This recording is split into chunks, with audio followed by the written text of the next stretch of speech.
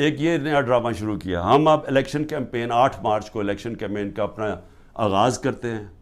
7 مارچ کو بیٹھ کے پولیس سے طے کرتے ہیں روٹ یہ لاہور کی کہ ہم اپنی, کیونکہ سپریم کورٹ 30 اپریل کا الیکشن اناؤنس کر دیتا ہے, تو ہم اپنی آغاز کرتے ہیں کیمپین کا.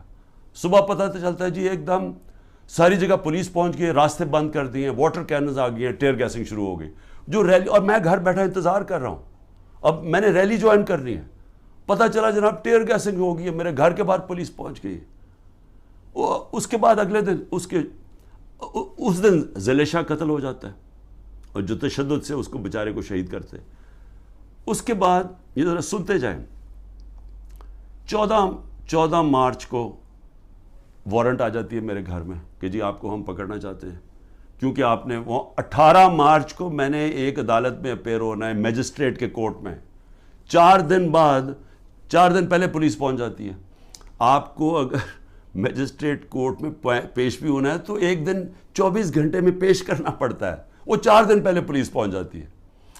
اور وہ جو کیس تھا, میں کہہ رہا ہوں, ہماری سینئر لیڈرشپ کہہ رہی ہے ہاں جی عمران خان عدالت میں پیش ہوگا, وہ سارے باہر پولیس کو کہہ رہی ہے, وہ سن ہی نہیں رہے. اس کے بعد جو یہ ذرا سمجھیں, جو CRPC کرمنل کوڈ کا جو سیکشن 75 ہے, اس کے مطابق اگر آپ وکیل آپ کو ایشورٹی بانڈ دے دیتا ہے کہ عمران خان 18 کو پہنچے گا, تو وہ اریسٹ نہیں کر سکتے.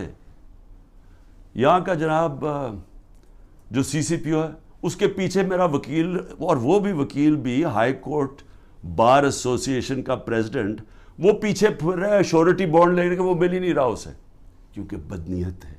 یہاں پھر مجھے اغوا کرنے آئے تھے, 24 گھنٹے میرے گھر کے اوپر اٹیک کیا. اچھا اب پھر 144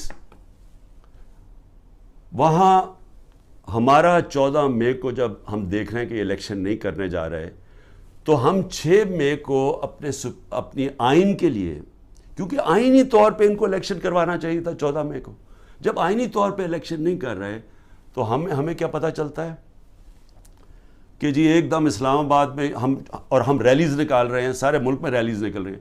اسلام آباد میں ریلی نکلتی ہے 144 عمران خان کے اوپر, یہاں کیس ہو جاتا ہے.